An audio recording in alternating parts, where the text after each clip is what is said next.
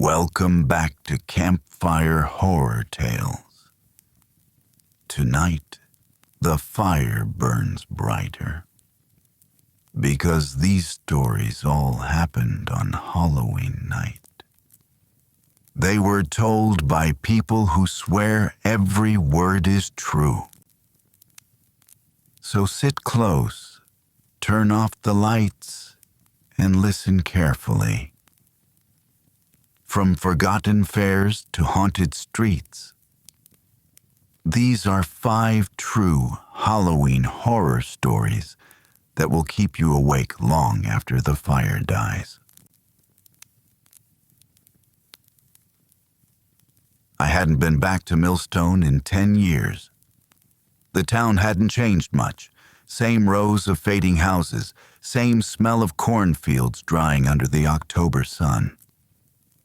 But the banner stretched across Main Street was new.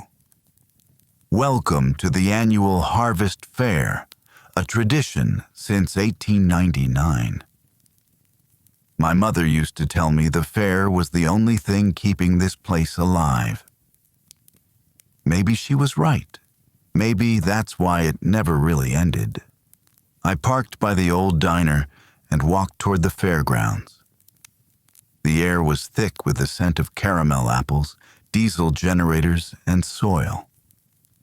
It felt like childhood again, but not the good parts. The kind that made me remember whispers behind hay bales, and the stories of what happened to kids who snuck behind the barns after dark. I shook it off and smiled at the woman at the ticket booth.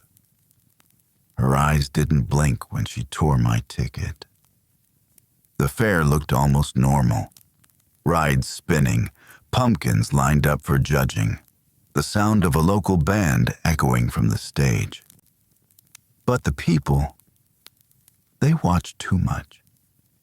Everyone smiled the same way, like they were waiting for something. Even when I passed old neighbors, their eyes followed me until I was gone. I tried to find familiar faces, someone from high school maybe. But everyone looked older, worn down, like the years had drained them instead of aged them. At the center of the fairgrounds stood the harvest tent, a huge orange and black structure surrounded by scarecrows. My mom used to forbid me from going inside. "That tent isn't for kids," she would say. "It's for the offering." Back then, I thought she meant the vegetable contest. Now, standing before it as an adult, I saw the dark stains on the canvas and realized I had never actually seen what went on inside. A man in a straw hat waved me over. His skin was dry and flaking, like he'd been out in the sun too long. "Haven't seen you in years," he said, his smile splitting too wide. "Come on, city boy. The harvest's about to begin." Inside, the air was heavy, like being underground. Dozens of townsfolk stood in a circle, holding candles made from black wax. In the middle was a massive pumpkin, easily 6 feet across. Its surface pulsed, like something was moving beneath the skin. A woman in a long dress, maybe the mayor now, stood beside it, chanting softly. The crowd repeated her words, their voices blending into a low hum that made the ground tremble. I wanted to leave. Every instinct screamed to turn around and walk out. But curiosity, or maybe the need to finally know, kept me frozen. The woman's chant grew faster, and then she said something that made my stomach drop. "Tonight, we feed the land that feeds us." The crowd stepped closer to the giant pumpkin. Someone opened a crate, and I saw movement inside, a rabbit, twitching in fear. But when they lifted it toward the pumpkin, The vines around its base stirred on their own. They snaked upward, curling around the poor creature before pulling it into a slit in the pumpkin's surface. The noise that followed wasn't an animal sound. It was something wet and human-like, muffled by the vines. No one reacted. They just clapped, slow and synchronized. My pulse hammered as I stumbled back, trying not to be noticed. Then the man in the straw hat turned toward me again. "You came back just in time," he said softly. "It remembers you."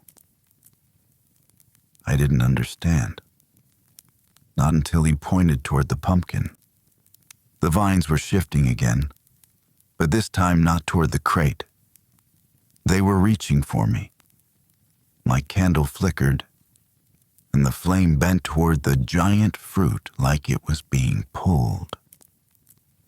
Someone whispered, "The soil called him home." I bolted. Outside, the fair looked wrong. The lights too bright, the music too slow. Faces turned toward me as I ran past the Ferris wheel, every smile widening until I could see gums and teeth reflecting orange light. I tripped over a bundle of hay and saw it move, not hay, but hair. A mannequin from the scarecrow competition was breathing, eyes stitched shut with twine. I screamed, but the music drowned it out. When I reached my car, the keys were gone. My phone had no signal, of course. I could still hear the fair behind me. The chant had started again. The sound wasn't human anymore. It was deeper, older, coming from the earth itself. The ground under my feet seemed to breathe. I didn't care. I just ran. Across the field, through the corn rows that bordered town. But Millstone didn't want to let me go. The stalks shifted on their own, forming walls.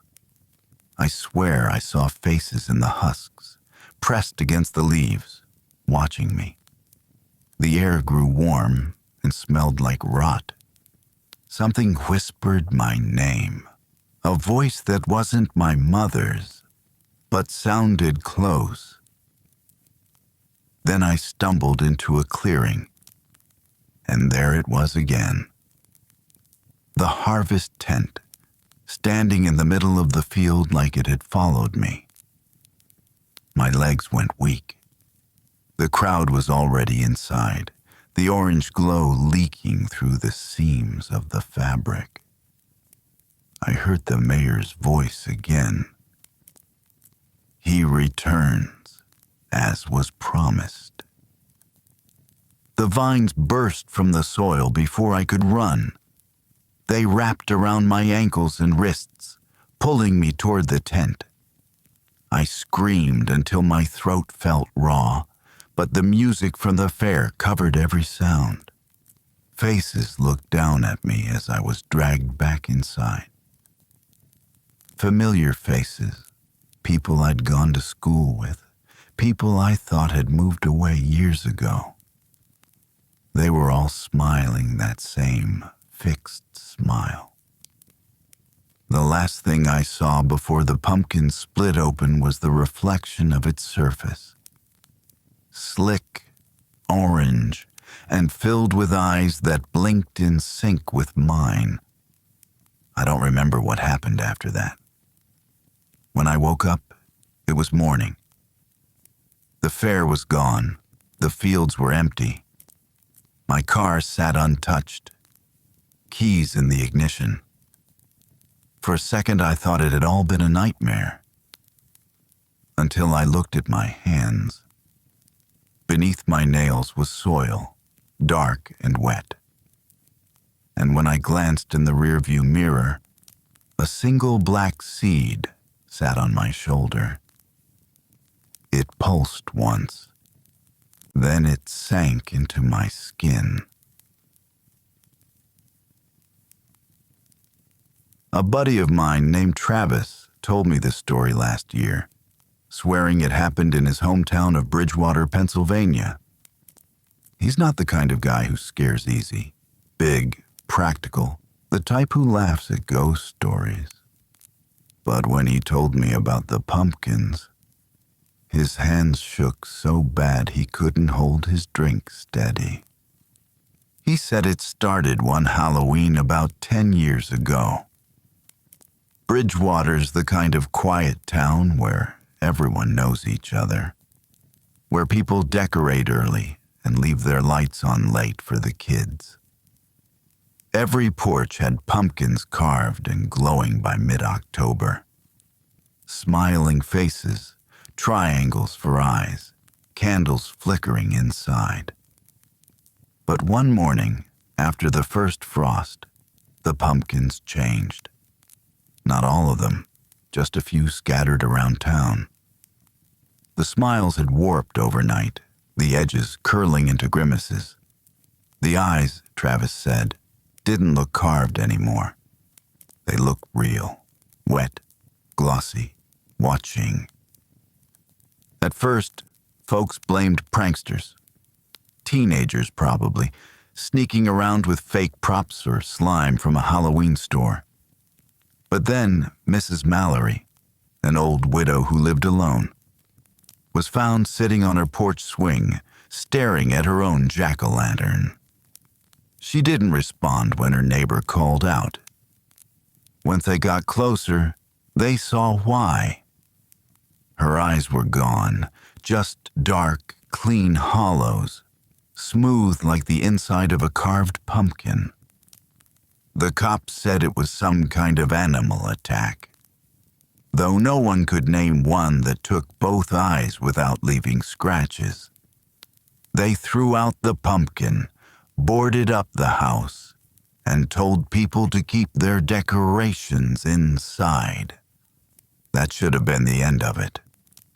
But the next night, another pumpkin appeared, this one on the steps of the elementary school. It wasn't carved by hand. The lines were too precise, too smooth.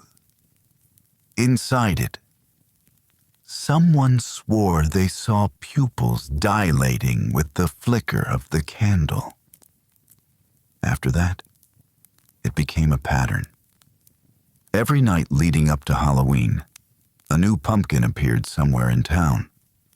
On a doorstep, a playground, a windowsill. And every time one showed up, someone disappeared within 24 hours. No blood, no struggle, just gone.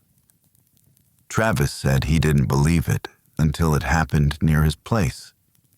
He lived with his girlfriend at the time, Emily. She loved Halloween, the decorations, the costumes. She even had a whole display in the yard with fake ghosts and cobwebs. So when she found a pumpkin sitting by their mailbox one morning, she thought a neighbor left it for fun. It was small, no bigger than a basketball, with a crooked grin and big round eyes. She brought it inside. Travis came home from work that evening and found her in the living room, staring at the thing like it was a TV. The candle had burned out, but the eyes still glistened faintly, reflecting the light from the lamp. "It's weird," she said, "but I could swear it moves when I blink." He laughed, told her to toss it, but she refused. She said she wanted to see how long it would last before it rotted. By morning, Emily was gone. The back door was open. There were footprints in the frost leading out to the yard, small, bare feet. They stopped beside the mailbox. The pumpkin sat there again, but this time it was larger. The grin stretched wider, the eyes brighter, and the candle inside burned blue. Travis called the police, but they didn't find anything. They took the pumpkin for evidence, though he said they kept it covered with a tarp the whole time. One of the officers later quit the force. He wouldn't say why, but he moved 3 states away within a month. The next week, half the town stopped putting out decorations. Kids weren't allowed to trick or treat. The mayor held a curfew. Still, every night, new pumpkins appeared. People tried smashing them, burning them, dumping them in the river. But by morning, they'd reappear, lined up neatly along the streets, glowing faintly through the fog. Travis packed his things and drove out the night before Halloween. He said the whole town looked like a jack-o'-lantern itself. Orange light spilling from every porch, even the empty ones. As he drove, he noticed something strange. Every carved face turned toward the road, as if following his car. The eyes reflected his headlights like mirrors. He didn't stop until he reached the next county, but he couldn't shake the feeling he was being watched. The next morning, when he checked his truck, there was a pumpkin sitting in the passenger seat. It had no mouth, just 2 enormous, wet-looking eyes. And inside them, faintly, he swore he could see his reflection move a moment after he did. He left the truck there on the side of the highway and never went back. That should have been where the story ended. But 2 years later, a friend of mine drove through Bridgewater by accident. He said the town looked abandoned, houses boarded up, lawns overgrown. But every single porch still had a pumpkin on it. Not one was rotted. They all looked fresh, like they'd just been carved that morning. When he got close to one of the houses, he realized the windows were covered from the inside. Not with boards, but with faces. Dozens of them. Human faces, pressed against the glass, their eyes hollow and glowing orange. He said he didn't stick around long enough to see if they were breathing. When I asked Travis about it again this year, he refused to talk. He's living out west now, and he won't even carve pumpkins for his kids. Says he doesn't let them out on Halloween either. When I joked about it, he didn't laugh.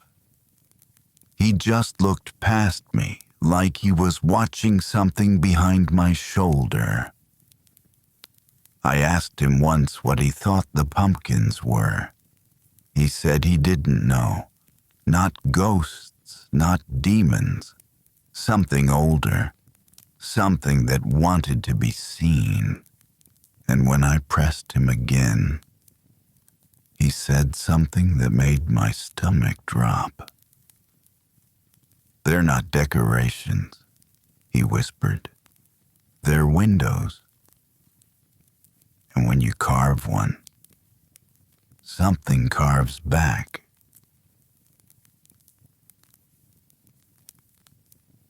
I used to work as a night security guard at Ridgeview Mall, one of those half-dead shopping centers that only stayed open because of a few cheap stores and a seasonal Halloween shop. Every October, they'd move into one of the empty units, fill it with costumes and decorations, and blast spooky music through tinny speakers until closing. It was boring work, mostly walking around and making sure no kids broke in after hours. But that last Halloween night on shift, I still can't forget it. The store had closed at 9 p.m., and I was doing my usual patrol, flashlight in hand, the mall almost completely dark except for the dull orange glow of the vending machines. The Halloween shop always looked eerie after hours, rows of masks staring blankly from the walls, motionless animatronics waiting for someone to trigger them. I remember thinking how dead everything felt, like the whole building was holding its breath. Then I saw him. At first, I thought it was just a kid who got locked in. He was small, standing near the entrance of the Halloween store, wearing a clown costume, red shoes, yellow jumpsuit, and a white mask with a frozen grin. He didn't move, didn't make a sound, just stared straight ahead. I walked over, ready to tell him the place was closed. But as I got closer, I noticed the mask wasn't plastic. It looked soft, like skin stretched too thin. "Hey, buddy," I said, keeping my voice calm. "Store's closed. You need help finding your parents?" He didn't answer. The air around him smelled strange, sweet, like candy left too long in the sun. I took another step, and the clown tilted his head slightly to the side. The motion was slow, mechanical, almost like a puppet being guided by invisible strings. That's when I saw his hands. The gloves looked painted on, but the paint was flaking. Beneath it, his fingers were pale and wrinkled, like wet paper. I radioed for backup, but the mall was empty. No response, just static. When I looked back, the clown was gone. 1 second he was there, and the next the hallway was empty, the faint sound of dripping echoing somewhere deeper inside. I told myself it was fatigue. Halloween night always made me jumpy. I turned toward the security office to check the cameras. But halfway there, I noticed something on the floor. A candy wrapper, shiny and red. I bent to pick it up and saw there was something written inside in marker. "Don't look at his face."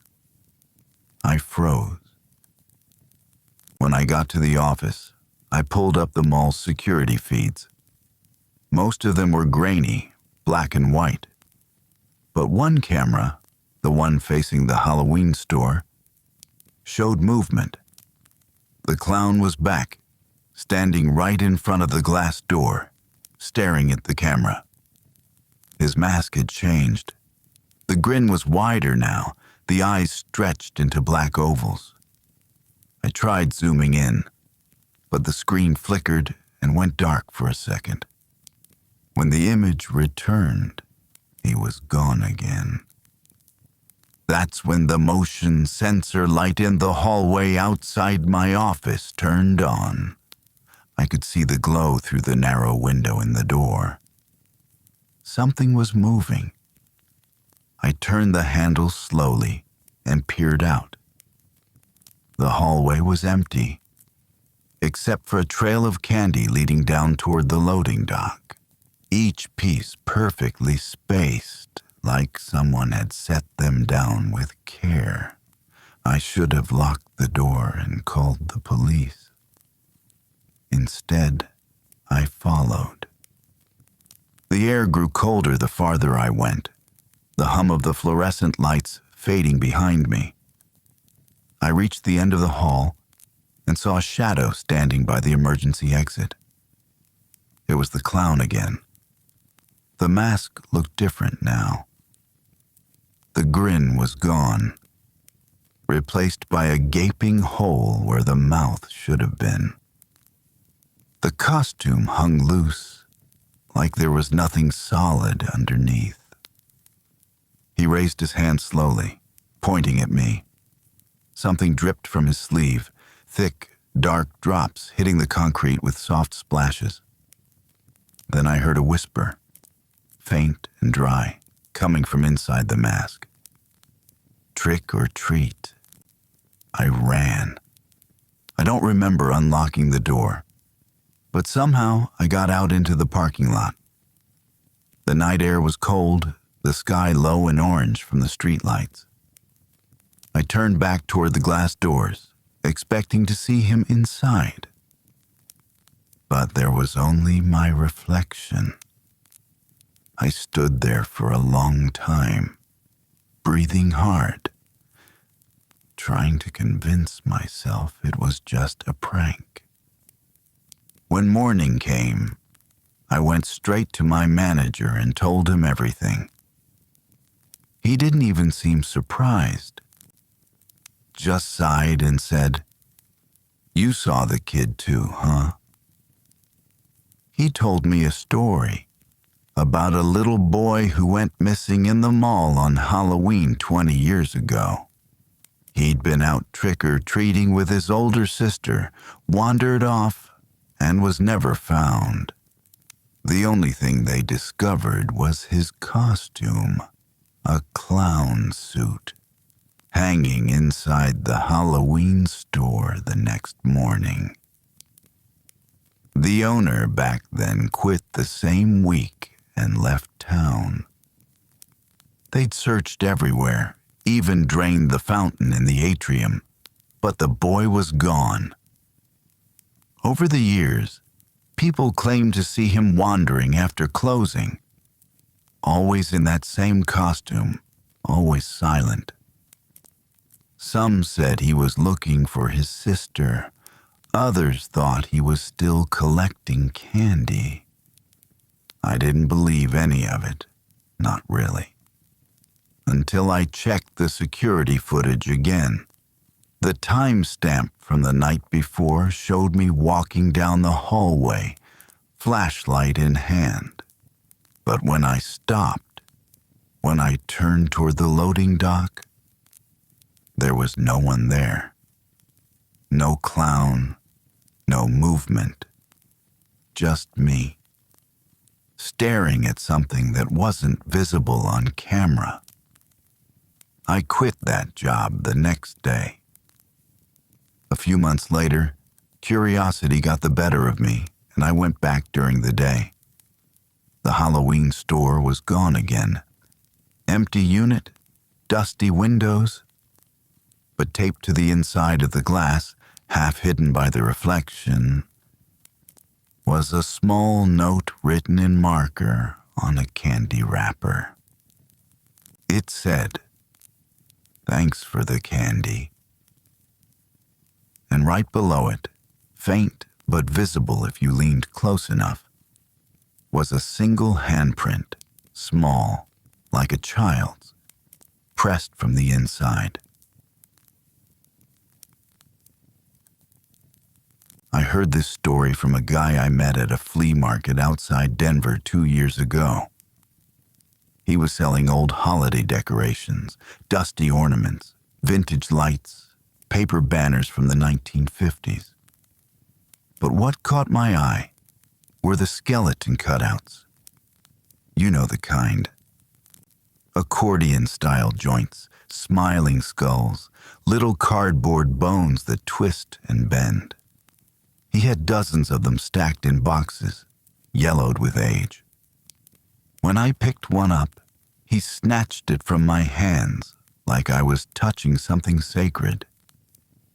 His voice cracked when he said, "You shouldn't play with those." "They're not decorations," I thought he was joking, but the look in his eyes said otherwise. He poured himself a drink from a thermos and told me the story behind them. It started at a small elementary school in the late 80s. Every October, the art teacher, Mrs. Leary, had her students make paper skeletons for the hallway display. She loved Halloween. Filled the room with fake cobwebs, pumpkins, and old records playing Monster Mash. But that year, something was different. A new kid had transferred mid-semester, quiet, pale, always drawing bones on his notebooks. When the skeleton project started, he worked faster than anyone else. His cutout wasn't smiling like the others.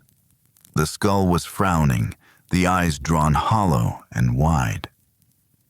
While other kids glued googly eyes, he used real string to hang his skeleton, tying the limbs tight, almost like restraints. Mrs. Leary said it made her uneasy, but she hung it up anyway. Couldn't punish creativity, she said. That night, the janitor claimed he heard something coming from the hallway.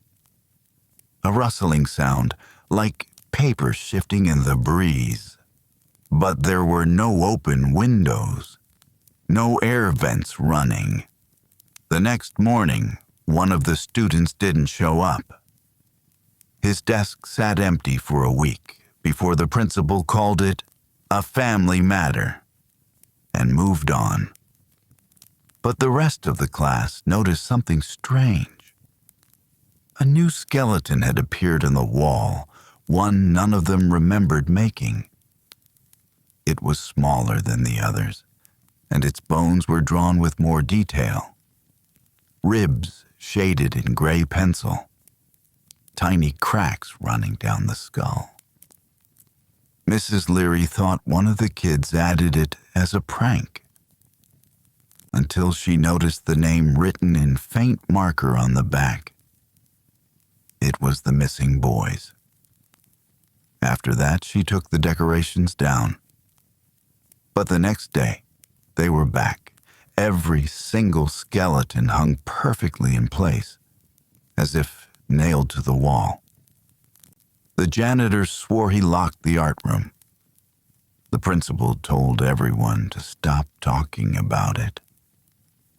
A week later, Mrs. Leary didn't show up for work either.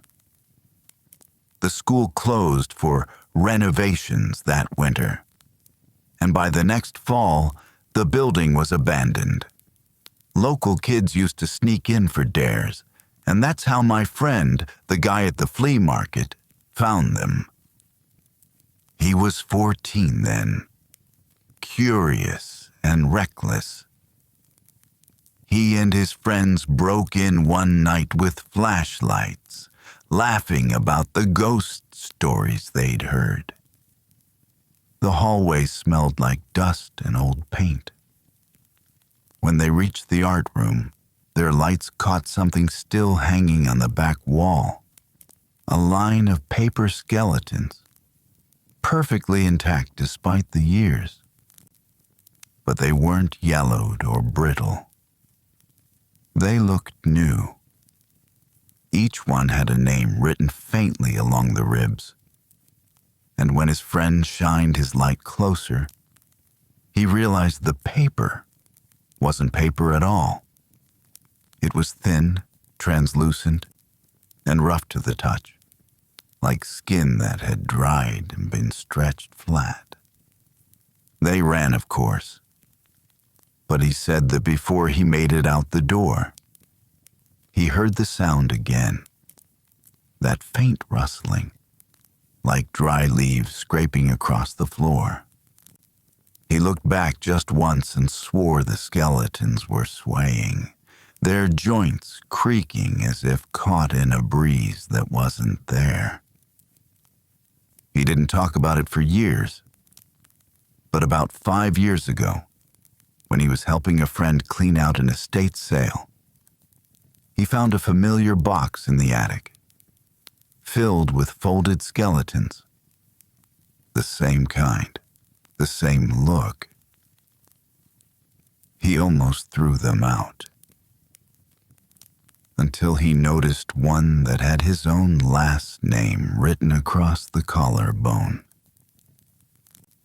He burned the whole box that night, watched the paper curl and blacken in the barrel behind his house. But in the morning, when he went to dump the ashes, the skeletons were still there, untouched, stacked neatly, their eyes darker than before. That's when he decided to sell them, to get them as far away from him as possible. "Let someone else take the curse," he said. "They always come back to the name written last." He told me that part quietly, like he was afraid the skeletons could hear him. Then he leaned closer and said something that still makes me uneasy. "I stopped writing my name on anything after that," he whispered. "Not even mail. Not even forms. I didn't buy any of the decorations. I just left, trying not to think about it. But when I got home that night and unpacked my bag, I found one folded piece of paper wedged between my wallet and keys. It was a small skeleton, carefully cut out, its arms jointed with thin thread. Across its ribs, written in smudged pencil, was my first name. I threw it in the trash. But sometimes I hear a soft rustling sound in my apartment late at night, like paper shifting. I've checked the bins a dozen times. It's never there. But when I wake up in the morning, there's always a faint trail of white dust leading from my desk to the door, as if something thin and light had walked across the floor while I slept. My uncle was a firefighter for 27 years. He retired early after what happened on Hollow Street. Said he never wanted to see flames again. I didn't believe him at first when he told me the story. But every time he talked about that house, his voice would shake, and his eyes would drift toward the window, like he was afraid it might appear there someday. He said the call came in just after midnight on Halloween night, 12 years ago. The dispatcher told them an old house at 412 Hollow Street was burning. No occupants listed, no power connected. Just an abandoned property scheduled for demolition.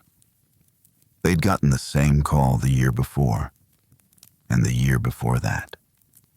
Each time, they found the same thing. The house standing untouched. Not a single sign of fire. This time, though, the dispatcher's voice sounded different. "People are saying they see faces in the flames," she told them. When they arrived, the house was already engulfed. An old Victorian with a collapsing porch and black windows that flickered with orange light. The fire glowed so bright, it painted the whole street gold. But here's the strange part. No heat. They could see the fire, smell the smoke, even hear the wood snapping. But when they got close, they didn't feel warmth at all. The flames moved like film projected onto the surface of the house, looping and twitching, never spreading to the grass or the fence. They tried the front door. It opened on its own. The interior was dark, no smoke, no fire. Just the smell of wet ash. My uncle said it was like stepping through a screen. One second the house was burning outside. The next, he was inside a cold, silent room that looked perfectly normal. Then the voices started. At first, it sounded like wind. Faint whispers coming from upstairs.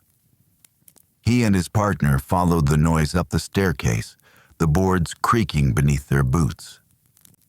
The walls were covered with pictures, dozens of framed photos, all of them blackened around the edges, like they'd been scorched but somehow saved. Every frame showed the same thing, the house itself, burning. In some of them, figures stood in the windows, blurry and pale. When they reached the landing, they saw light coming from a room at the end of the hall. The door was half open, and through the crack, they could see firelight dancing across the floor. My uncle called out, "Fire department," and pushed the door wide. There was a little girl sitting in the middle of the room, wearing a soot-stained dress, holding a melted candle in her hands.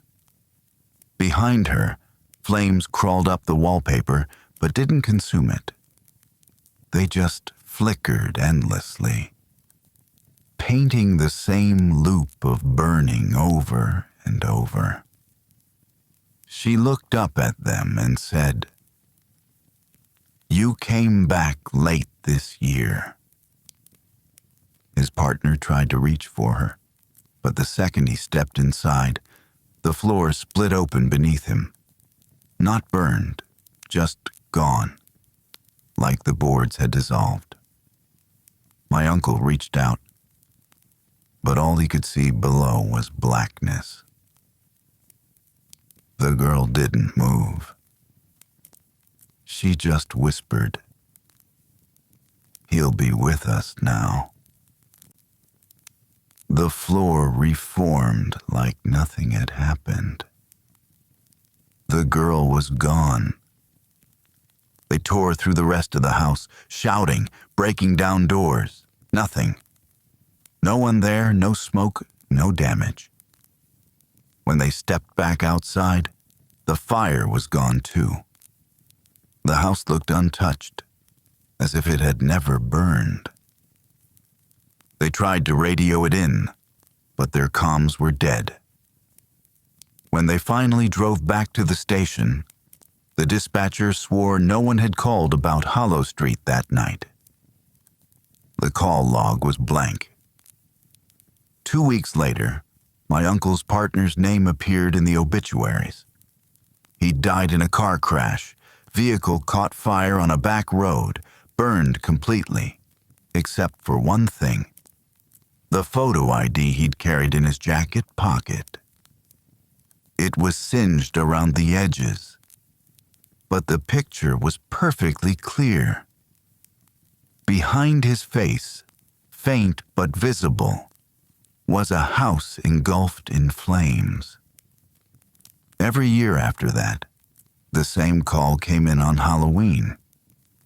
And every year, my uncle said he heard the dispatcher hesitate before saying the address, like she already knew. Some years, the fire was small. Some years, it burned across the whole street. Once, he swore he saw silhouettes standing inside the house, watching from the windows, dozens of them, unmoving, like photographs come to life. When he retired, he gave me one piece of advice. If you ever see that house, don't stop. Don't look at it. And whatever you do, don't take a picture. I didn't think much of it until last Halloween, when a storm knocked out power in my neighborhood. I was driving home from a party, fog rolling across the road. Somewhere past midnight, I saw it, a glow through the mist, soft orange, pulsing. The air smelled faintly of smoke. I slowed the car, thinking maybe it was a bonfire. But as I got closer, I saw the outline: a Victorian house, black roof, tall windows, flames dancing behind them. The sign on the fence read, "Hollow Street." The engine sputtered, and my phone went dead. I sat there for maybe a full minute, too scared to move. until I noticed something. Figures in the windows, motionless, watching me. I couldn't see their faces, but the reflections of the flames made their eyes glow. One of them raised its arm slowly and pointed at me. That broke me. I slammed the gas, drove until I saw the highway lights again. When I finally looked in the mirror, there was nothing behind me but dark. The next morning, I checked the map. There's no Hollow Street in my county, not even nearby. But when I looked at my car, I saw fingerprints on the passenger side window. Small ones, burned into the glass, as if someone had pressed their hand there from the other side of the fire. I called my uncle that night, told him everything. He went quiet for a long time before whispering, "It's spreading." When I asked what he meant, he said something I still can't shake. "The house doesn't burn down," he said. "It burns through. Every Halloween, it finds somewhere new to appear. And once you've seen it, it remembers you. I asked what happens if it finds you again." He didn't answer. But last week, I got a letter in the mail with no return address. Inside was a photograph. It showed a house, the same Victorian, the same flames. And in one of the upstairs windows, two silhouettes stood side by side. One of them looked exactly like me.